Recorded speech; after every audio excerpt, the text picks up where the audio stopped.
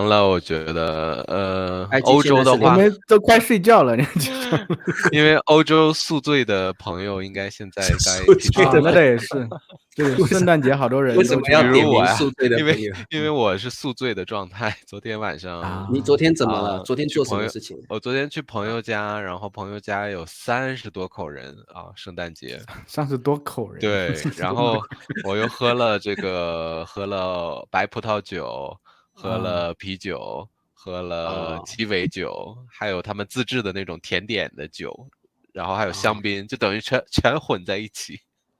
啊，所以我懂。那你现在还能上课，还不错，还挺敬业对，耶。看你神对对对志还算对对，清醒啊。因为对呀，我们的直播前我还上了一节课。上一节课嗯，酒都醒了就对了。好，我对对对，们林子上来了啊。那我对，们这边在上正式的课之前，我想先问Ben叔一个问题，就是北方真的说几口人，对不对？你家有几口人？哎，台湾不说几口人吗？嗯，我们说几口畜生，啊，真的吗？几口牛，几口羊。好，我再问灿叔这个问题，这个问题很多学生问我。灿叔，你们说几口人还是几个人？你几个家有人吧？所以刚才笨叔说几口人，我觉得很奇怪。对，可能北方真会这样说吧，但南方好像不是啊，说几口人是问你家的那个成员的那对，个我人数。知道，但是这个我要说明一下，在 HSK 标准课程里面是教几口人，你家有几口人？课本基本上都是几口人，基本上都几口人，但是在台湾，我们说几口畜生，所以我听起来在北方很奇怪。口我们也可以用畜生，但是在北方我觉得就是问，虽然这个问题我们用，但是不常用，因为对，等一下，灿叔在你们那里，好，算是中北部那个地方。我不是东北，我是南方耶，东南华东跟华南是用个，对不对？你们会说口吗？你家有几口人？你家我们都因为方言和普通话差太远了。那你怎么问别人家里有几个家庭成员的时候？你家有几个人呢？就几个人。你家几个人呢？你家几个人听起来好像今天你家有几个人吧？没有啊，不会。这个我真的这个问题，学生问了我非常多次，为什么他们听到有人说几口人，有人说几个人，然后我就说北方都说几口人。我是觉得这样的，我是觉得这个问题一般在中国没有人互相问这个问题，但是可以说几口人，在除了台湾地区，我觉得可以，我们会用不会用到，但是这个是正确的几口人啊。灿叔，你们用几口人吗？你比如说你问，因为我们的语言是很方言的语言，所以我们根本就没有这个说法。我觉得社交中类似于就是个，对。同学们在社交中会问这个问题吗？我觉得社交中我不会问，哎，你家有几口人？因为课本有这样的语法句型，所以因为课本要教你几，然后有很多有很多不是母语者的中文老师，就说只能用口，不能用个。我说在很多地方，特别是南方，都用个，没有用口的。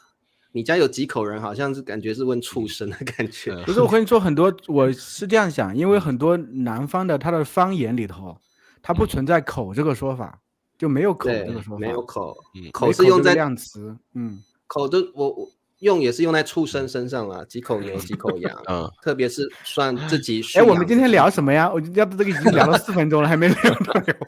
我觉得这个大家打个招呼吧，因为我觉得这个很重要，因为大家都觉得中文有一个统一性的说法跟用法，我倒觉得不一定。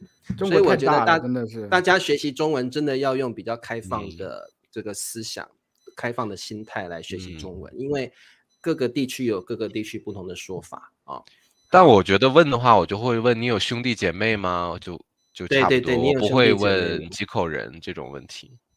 对，几口人感觉有点不是我们平常会用的一个问句啊。好，来，我们林子说圣诞节快乐，在这边3位大叔圣诞快乐。我发现这个 Instagram 上人说话，你们那里是不会显示的。看不到的，对，是看不到的。我这里能看，我来看一下吧。有什么问题，我给大家读一读。好，这个灿叔就负责看 Instagram 啊。好，我觉得 Facebook 的都读不完吧。万一有很重要的信息漏过了嘞。Instagram 的朋友就到这个 YouTube 来。万一有谁对笨叔表白，我肯定要读出来。对，真的肯定要的啊。好，那在各位同学在 Instagram 上面也看得到3位大叔们教大家中文。那我看到 Instagram 上面很多人已经说你好了啊，欢迎大家，也可以请大家告诉我们，告诉我们这3位中文老师你从哪里来，你现在在哪里，圣诞节你做什么，都可以跟我们分享啊。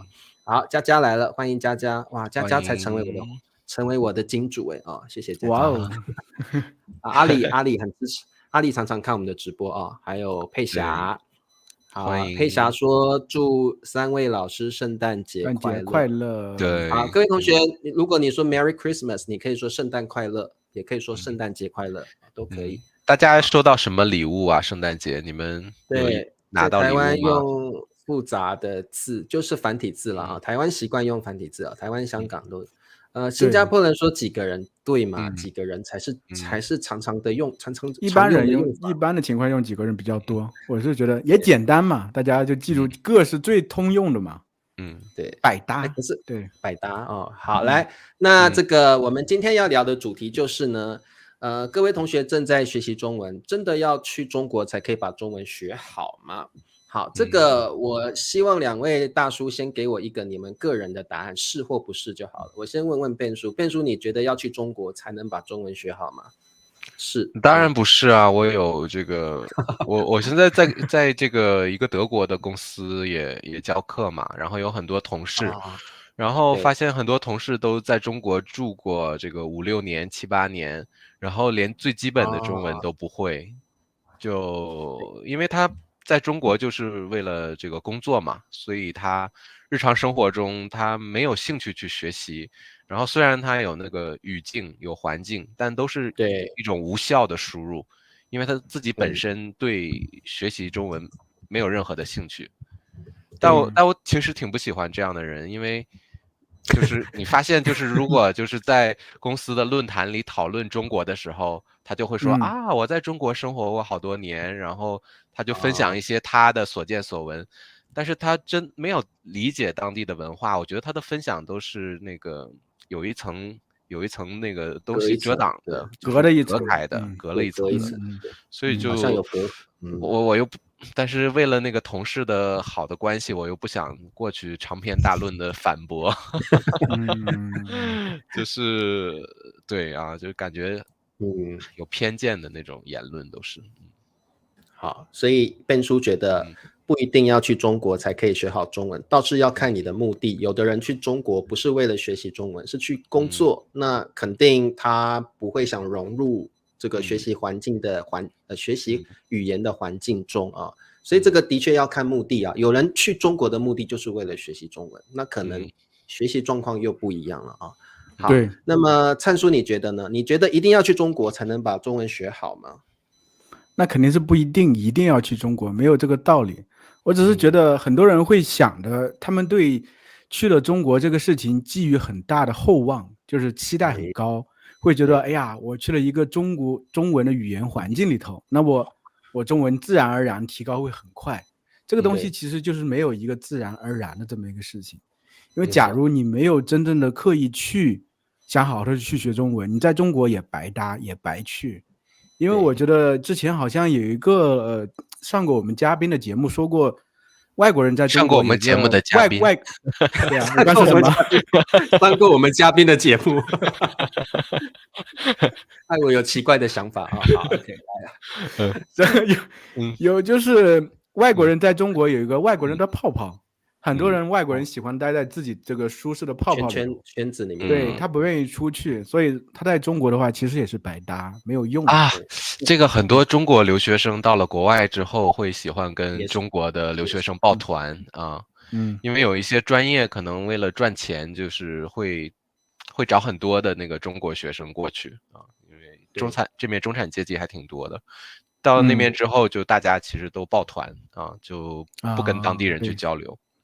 对，这个其实不只是发生在外国学生来中国学习中文，也发生在中国学生到外国去学习外语。而且好多中国人在国外就生活在唐人街这种地方，他英语也说不好，一样根本不用英语了，因为唐人街几乎中文是完全是这个到处都可以讲，大家都会讲中文。对啊，所以其实呢，我也觉得说这个是不一定的啊，因为我也在台湾也发现很多外国人来台湾的目的是为了教英文，所以他其实没有说中文的环境。为什么？因为其实在台湾很多人看到你是外国人的脸孔，他就是跟你讲英文，他不会跟你讲中文，因为他对，这也是一点，对，是的，对，特别我觉得中国很多地方都是这样，很多人特别想把英文学好，看到你是外国人的脸孔，他会常常用英文跟你说话，所以这个也导致很多外国朋友，像我们那一天那个建国也说，大家看到他的脸都跟他说英文，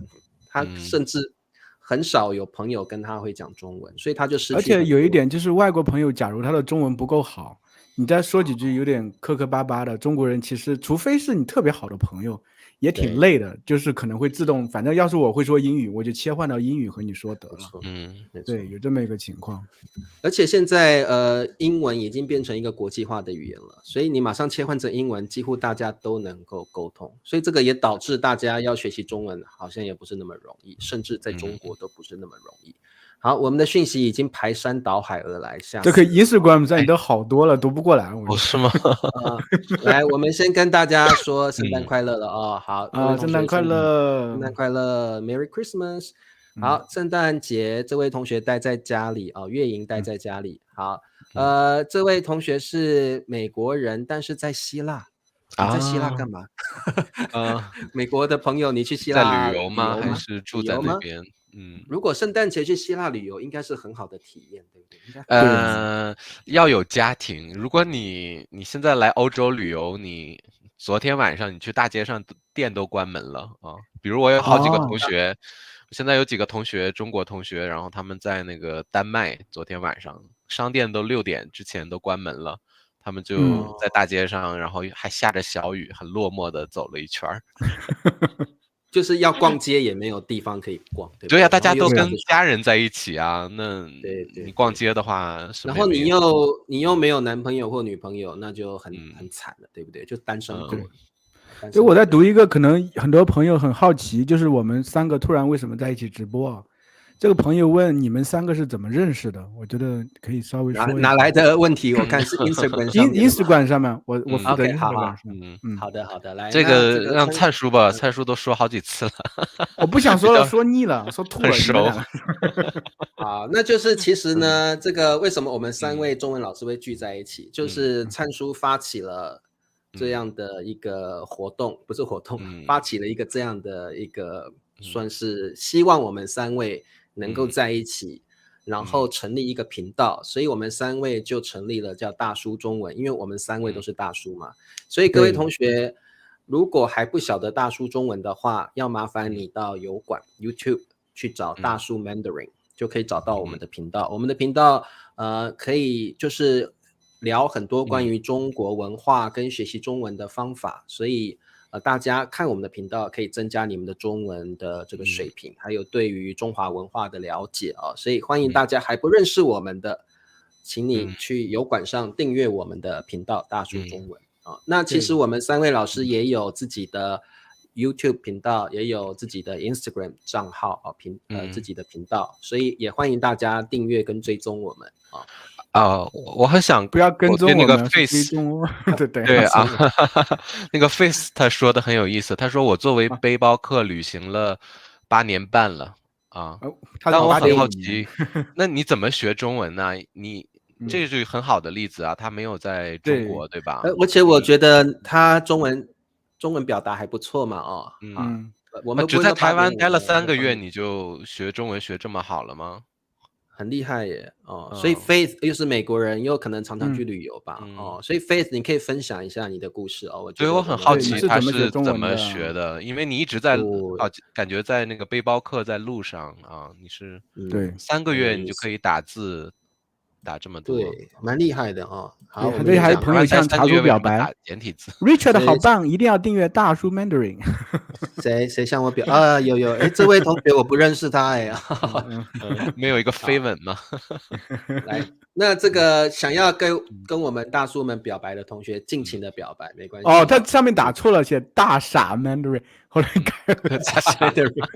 哎，不错，这个名字蛮好的，大傻 Mandarin 会红。我们可以以后再开一个频道。对，哎，我觉得大傻不错，3位大傻。好 ，OK。然后有来自缅甸的朋友，语嫣是老朋友了哦。啊 ，Danny 同学在广州，圣诞快乐，圣诞快乐。广州也圣诞气氛也应该很浓。广东、上海、北京应该圣诞气氛很浓的。对 ，Jacob 老朋友了，他现在在准备考试，没时间上课，没关系，有空再来啊。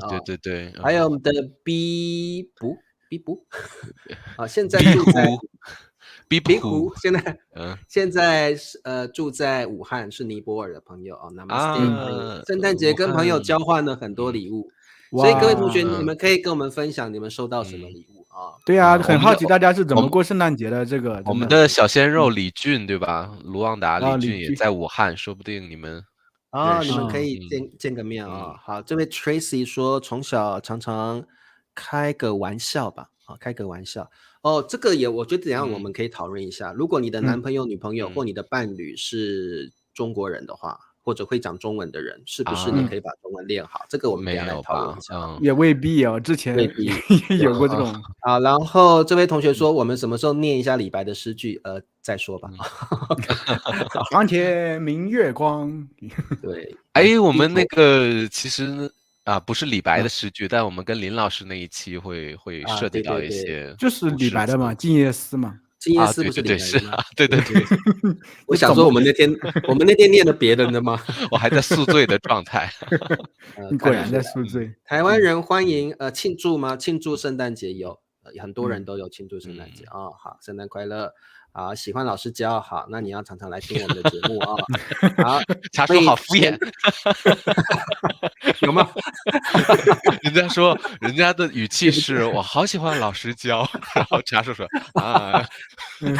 喜欢老师教，没办法，这太多了啊。好，我们最后是等一下定中还是跟踪？是追踪。台湾会说追踪啦，台湾追踪就是 follow 的意思。那你们怎么说？你们说订阅，我们就说订阅啊。我们也可以说订阅啦。那各位同学，你们选念说订阅就可以了。跟踪是那个偷偷的，看你们不要跟踪我们啊。跟踪通常是有企图的，对不对啊？对啊，我们是有计划性的啊。我们说订阅就好了啊，订阅。好，这位B 补收到了，你就说这个朋友收到围巾、一顶帽子，还有一个热水瓶。真不错。有人会说热水瓶，有热水瓶啊。好，对，静夜思李白很好。好，Faith 回答了啊。然后没有在台湾学过，来变书念一下，让你心情久。我没在台湾学过，但我在一家中国公司工作，在线教英语。我意识到，如果我用一些简单的中文，那么小孩子们会感到更舒服。现在学习中文是一种有趣的爱好对，很不错，我同意。对。那我觉得这位同学学习的这个态度很好，而且学习速度蛮快的哦。对，好，他可以把这个学中文跟自己的工作相结合，结合起来，这个我觉得很有意思。因为他说中文的时候，小朋友会有一个很好的反馈，就说这个老师会说我的语言，小朋友也会更愿意上课。所以我觉得回到我们说，是不是学好中文一定要去中国？这倒不一定，就是看你的学习态度跟学习方法，你有没有重视学习这门语言？因为像刚刚的 Faith， 他在中国公司上班，但是他觉得说中文会拉近他跟客户的距离，所以他就开始学习了。那他也学得很好因为他的学习目的跟态度是正确的对，好，这位 Nary 同学在云南学校，学汉语吗？但是我讲的不流利有没有方法讲流利？好，这个其实我们之前很多直播都聊过了其实就没有什么特别的方法。你要把一门语言学习好，真的就是不断的练习啊，常常跟母语者沟通聊天，尽量的输入，也可以多看这个戏剧，对不对？中国的电视剧啊。好，那么我们有一个问题，我看的你们回答一下。他说你们每周3位会一起在 IG 直播 Q&A 吗？是的，这是在 IG 上的啊。好，对，但最好就是来 YouTube 留言啊，然后订阅我们的 YouTube。对所以各位同学，如果你们想要看，最主要是这个，就是很多朋友他可能是看了一些，太忙了没看完。其实我们在这个直播完之后呢，这个 YouTube 上会上字幕，可能你当下有些没有理解的部分，后来有的字幕可以帮助你理解啊。对，所以这个各位同学现在在脸书或者是在 Instagram 上面看我们的直播的，你觉得很喜欢我们3位中文老师聊天的方式，觉得对你的听力跟口语都有帮助的话，请你到油管上面订阅我们的大叔中文的频道啊，然后这个马上就会有字幕。没有马上来，我们一定要回答一个问题，我觉得很好玩。说为什么许多中国人都戴眼镜儿？这是什么问题？Ben叔没戴啊，Ben叔没戴。我没戴，对，这个可以开一期节目了。然后这个，我到小学4年级之前都没戴眼镜，小学4年级后开始戴，是因为常常看电视看到近视了。对，就是看书啊，看书、看电视学习。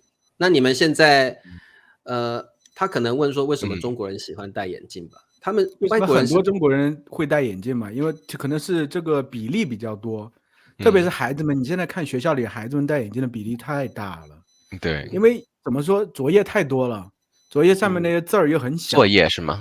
每天的耗眼睛嘛，眼睛很累的。对，所以这个我觉得可能我们长大之后有的人会改去配隐形眼镜，对不对啊？隐形眼镜，那所以看起来会比较帅一点。Ben叔，你有戴隐形眼镜吗？还是你没有？没有啊，你为什么不会近视？你是不是上学的时候不努力？没有啊，我总是班里第1名。哟，我觉得没有近视的人很厉害耶。对呀，非常。但我现在天天对着电脑上课，我看外面的话也比较模糊了，因为老了。那你要不去测试一下？这个应该是跟年纪有关系了。老花了吗？对，老花眼了。好，我们回到我们的主题就是说我现在有一个新的想法有的人不止到中国，他还到中国结婚了，找了中国的伴侣，可能找了老婆太太。老婆就是太太找的老婆跟老公，老婆或者女朋友，对，或男朋友女朋友。那他们伴侣，对，他们认为找到中国会讲中文的伴侣，他的中文就会进步。我要问问2位大叔，对这样的理论、这样的概念有什么想法来，我先问问灿叔好了，来，灿叔。对，因为灿叔结婚了，灿叔有伴侣，灿叔也有一个中国的老婆啊。对，我有一个中国的老婆，有一个中国的。我先说吧。好，来，然后为什么要抢我的话？因为Ben叔宿醉快不行了。对，你说，你说。我觉得吧，也一定要抓紧那个暧昧期。就是在暧昧期间的话，就是你跟别人练的话，别人会很积极的帮助你你问什么问题，对方都很殷勤的回复你。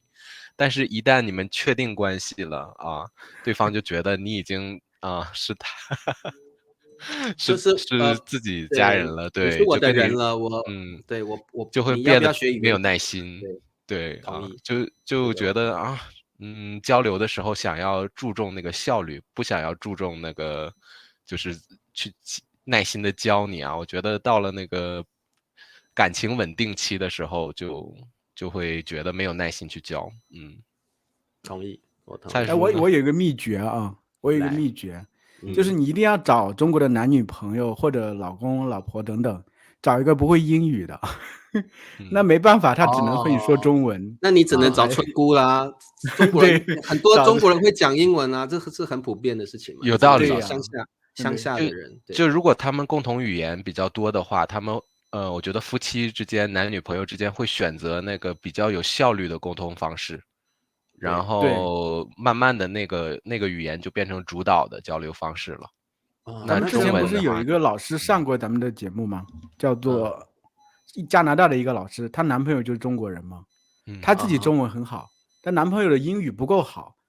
他们本来说一天中文一天英文，后来可能男朋友的英语不够好，交流起来有点累，最后全部切换成了中文，对不对？OK， 了解，这个是很好的方法，就是最好你的伴侣只会讲你的目标语言，你想学习的目标语言，这是最好的方式啊。所以大家可以假装自己不会说英语，到村里去找。对，如果你是英语母语者，就假装你说我是俄罗斯人，我不会说英语。I'm from Russia， 因为大部分中国人不会说俄语啊。因为其实我是觉得说，男女朋友之间的关系越来越紧密，越来对彼此越熟悉了，慢慢的就真的就像灿叔说的，会找一个最有效率的语言。你可能会吵架，可能会沟通不良，你们就会用最有效率的语言吵架，所以这个可能就达不到学习中文的目的。其实我们已经听过了，很多有中国男朋友女朋友的，基本上都对他学习中文的帮助没有那么大，没啥用，其实都没有。你像我们建国的老婆也是中国人啊，建国，我不是说建国的中文说的不好，我是说对他学习中文的历程好像没有很大的没有用，他的老婆对他很严的，他说。对，就是我觉得帮助没有大家想的那么大啊。但是如果是真爱，那当然就是另外一回事了啊。再真爱都会被消磨，又要教，这样一教的很累的。我又不是中文老师，对，柴米油盐的。然后另外就是教中文是个很累的过程。一般来说，你的男朋友、女朋友或老公、老婆不是教中文的人，他可能也不晓得方法，不晓得怎么教你，所以并不是他不愿意，而是他不晓得教的方法啊。对，好 ，OK， 没问题。哇，讯息真的好多，怎么办？读不完。我来这个打个招呼就好了。秋花和秋红你们有2个人吗？秋花跟秋红就上个礼拜5跟我有聊天呢。来自我看他俩头像的2个人呢。对，我想起来了，他们是双胞胎姐妹，秋花跟秋红是双胞胎姐妹。那我想起来了OK，我上个星期5跟他们聊过天啊。所以他们说，我们认为如果想要提高口语能力的话，就应该去到汉语谈话的环境自然使用汉语的说话是有点难。比如那个茶叔的那个谈话节目。小鲜肉每周1次的，可以练习。对，可以练习，或者大家可以加入大叔中文的会员。对，最高阶小鲜肉，最高阶，我们每个星期日都有一个聊天课。所以如果你们觉得我的口语希望能够更好，那欢迎你们加入大叔中文的会员。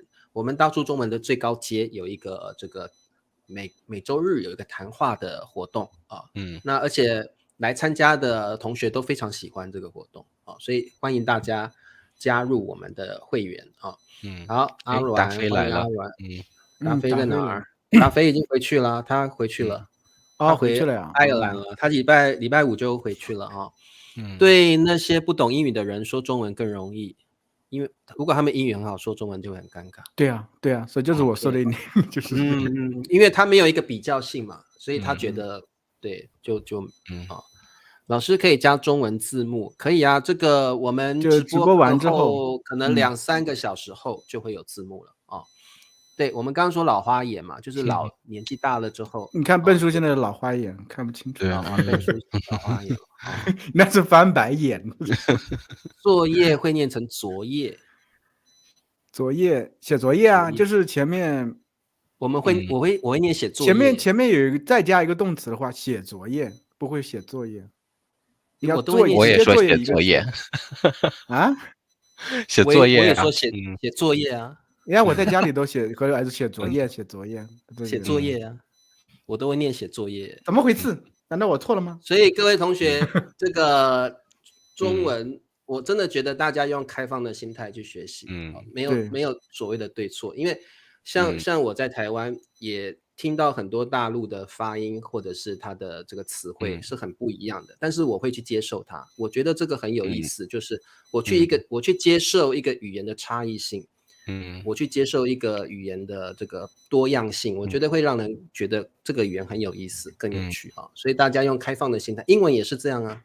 你不能说澳式英语是错的嘛，你不能说哪里的英语是错的嘛每个地方本来就有使用上的地区性的不同好，那么我看一下，祝我们圣诞快乐，是圣诞快乐。这上面还有一个人夸笨叔说他的口音好还是口语哦，口音很好哦。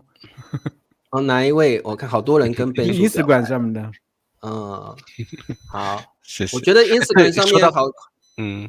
对，你说啊，我就是说刚才说到口音，我觉得特别好玩的一个东西啊，大家可以试验一下，就是在那个 Google Translate，如果你们写简体字，但是它的那个发音是繁体字，它按那个台湾的发音来，就是正常的话，因为台湾用繁体字嘛，所以如果你们打那个繁体字出现那个台湾的发音就没问题，但是比如我输法国，然后它那个下面的发音就是法国，就法国全都按台湾的发音，全都按台湾的发音，全部照台湾的发音。对，你的意思它是没有大陆的发音的，只有台湾的发音是吗？就很多学生用 Google Translate， 但是 Google Translate 它是错的，就是你写简体字，它给你的拼音全部都是台湾的发音。还是因为它那个法就是它都是用法的音，会不会？不是，其他的有一些那个台湾的那个这种发音，我也试验过，就觉得都是 Google 这么大的公司，他们都不把那个就是那垃圾呢？垃圾垃圾这么简单的东西改一下。我垃圾好像他念垃圾耶。垃圾可能。但是因为你输的字嘛，看你输的字是什么。对，好的 ，OK， 好，那么我们再来，刚刚聊到说，就是到了中国，中文是不是能学好？那我们给同学们一些建议好了。如果真的想要去中国学习中文，怎么样的方式可以比较有机会把中文学好？我们给同学们一些建议好了。同学们要怎么做才能够到了一个学习语言的环境，而且又能把中文学好？我是觉得，就是到中国之后，你一定要好好利用这一点。就想着，你既然都来中国了，时间其实并没有那么长，你并不是很久一直生活在中国，所以这个时候一定要打开自己。我觉得很多人他可能本身性格相对内向一些，但是我觉得其实到一个陌生的环境，你完全可以做另外一个人，真的。这个时候你勇敢打开自己去交朋友，真心的交一些中国的朋友。其实中国人很喜欢交朋友，你要是真心的交朋友，平常肯定会有一些活动嘛，不仅仅只限于一些比如说工作学习上面的东西，大家叫你去玩啊等等，或者带你去一些当地的这些地方等等，去吃东西啊，就去玩等等，这就有很多很多机会去练习你的中文，是真正意义上的练习中文。所以我觉得是打开自己，这是一个很重要的一点。对，而且我觉得其实学习语言只是一个手段，不要把它当目的。目的是学习这门语言可以扩展你的视野，了解一个国家的文化，还有了解他的人。所以我觉得不要把学习语言当作最后的目标，而是语言是手段，它让你更了解这个世界，它让你更了解这个国家的人。不是通过别人的视角，而是通过你自己的观点去了解这个国家的人。那这个笨叔你觉得呢？会给大家什么建议？我觉得就是如果已经在中国生活了，你生活中肯定有一些比如说日常的任务啊，你需要做的，比如衣食住行，你可能要买东西，去饭店吃饭，然后找房子，还有你打车什么的。那你在进行这些活动之前，你可以自己就是学习一下可能出现的各种各样的情况，然后你多去试验啊，不要说我第一次我这个人跟我说，突然说了一个我不知道的事情，我就放弃了，我的自尊心就被受到打击了。我觉得，那如果你听不懂，你当时也可以录个音嘛，你回去之后问一问你的同学，他到底说的是什么。这也是一个学习机会，就不要把它看作一个阻碍你的，就是让你的动力受到影响的一个因素，应该是用这些因素帮助你去下一次你在试验的时候是让你成功的一个基础，我是这么觉得。对，其实笨叔说的这点让我想到，其实就是我们平常要练耳朵，要练听力，其实有很多途径，电视啊、播客呀、电影等等都太多了。但是你到中国之后，其实是一个非常好的机会去练你的口语。这个时候口语就是我有一个学生之前安娜嘛，她中文挺好的，就她有一个方法，就是她一定逼自己就说中文，我不怕丢脸，就是别人和我说英语我都说中文，就是当说到一个比较难的东西想不起来的时候，他会用简单的表达去表达这个相对比较难的东西，就是逼着自己去说，我不管用什么样的语言，就是简单的也罢，也能说多了，自然而然就会越来越好。其实我们很多人，其实最重要的问题其实不是听力，是口语嘛。中文比较难的地方是口语怎么说的比较顺一些，做的比较地道一些。这个在中国是应该可以有很好的机会，好好利用这点可以实现的。对。然后我觉得最主要，如果你有机会去中国学习中文，最重要的还是自己的心态要调整好。比如说，你应该就如果你是个内向的人，你应该尽量的把自己放开一点，去接触人群，然后呢，去享受中国的食物、文化、历史、人文，都去享受它。然后我觉得在这个探索的过程中，你自然会接受到很多语言的信息，然后慢慢的我觉得你的中文会在不知不觉中进步。我觉得这样的进步绝对比你自己在学校里面看教科书会来得更有价值，而且是更地道的表达。好，那么Instagram 上面说，有人说为了学中文而找女朋友，可不是什么好主意。这个是实话，没错。对，确实是。好，那可以换过来吗？为了找女朋友而学中文。对，这个可以。这个就是真爱这个就是真爱。然后为了学中文找女朋友，这个就是有目的的爱所以是不一样的。好，哎呀，又有人向笨老师表白了，天哪！真的吗？我今天很宿醉，怎么了？理发，命犯桃花了，今天咋回事？这个每次直播课就会有人跟Ben叔表白，就是没有人跟我们2位表白。茶叔，这只有美丽表白。不止，好多人表白，好多嘞好，最后我们念一下这月莹同学的，来，这个Ben叔宿醉的Ben叔念一下好了。好，我想最重要的是你喜不喜欢学中文。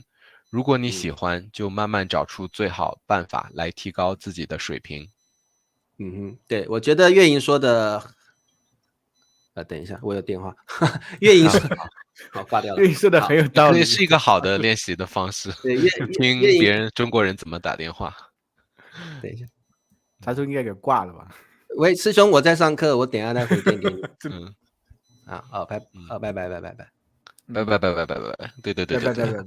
喂，是，中国第一句话都是喂，对，又说喂，所以我们应该有一次直播，我们要来个实况，跟人家讲电话什么的，大家就知道真正口语的中文讲的有多快对。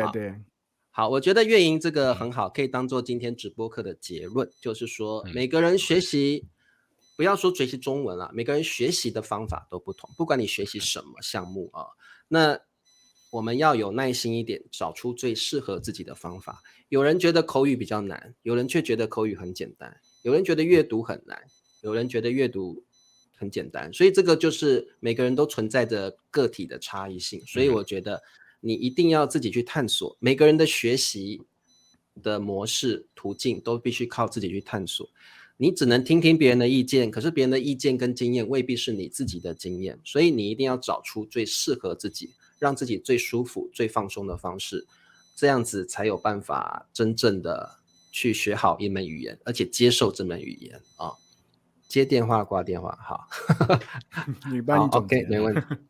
好 ，Morocco 来自摩洛哥的朋友，对不对？他都从江苏，他现在在江苏在江苏好 ，OK， 好，那我们时间也差不多了那这个再跟各位同学们提醒一下，每个星期一的下午，应该是晚上了啦北京时间、台湾时间的晚上7点，我们3位中文老师这个Ben叔、灿叔跟茶叔都会在这里直播，然后讨论一些大家对中文觉得最有兴趣的话题。那如果你们想要自我介绍或者让我们认识你们，也欢迎你们这个直播课的时候准时来参加。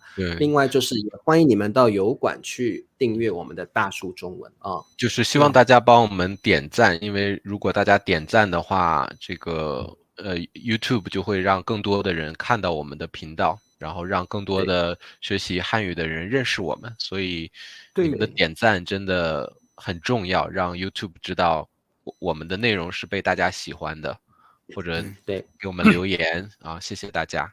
因为我们关键是 YouTube 是可以回播的嘛，回看的话，我们查数又很贴心，倒是会给大家2-3个小时以后就上字幕，因为可能你在这个当时现在直接听，有些地方没听懂或者没听明白，可以回看一下。没错。然后呢，另外就是我们如果加入我们大树中文的会员，也有很多很棒的学习材料啊，甚至每个星期日的晚上可以跟我们进行聊天课啊，这个会员才有的福利啊。好，那么我们谢谢各位同学了，我们下周一再见咯。有一个同学说好累，他可能是回答哪一句话？可能叫他去留言是吗？还是去好累哦？他说好累，好累都会说了。好的 ，OK， 那就对。老师们对啊，读吗？老师终于有一个人比心我们3个老师了，不是笨叔了，好开心啊！好，这因为岳莹是我的老同学了啦，啊，原来是老学生了，老学生啊，对 ，Jacob 只是总结啊，在帮我们总结，谢谢啊。就是当地人聊天方式跟我们学习的语速都不一样。对，而且我们现在说话的速度也跟你们可能中文老师在上课的时候速度不一样啊。我们会比你们中文老师速度快，但是比母语者速度再慢一些啊。就对，内容会我们是大概适合于中级以上的同学们。对，我们目的就是帮助大家从你的中文老师的这个说话方式过渡到母语者的说话方式，我们在中间啊。对，好 ，OK， 我们是桥梁啊。好，那今天就聊到这儿。有任何想要跟我们多进一步联系的朋友，你们可以到油管找我们大树中文，也可以留言，那我们都会回复。那也谢谢大家，记得礼拜一要参加我们的直播课。那我们跟同学们说再见吧，大家再见，快乐，圣诞快乐，圣诞快乐，拜拜。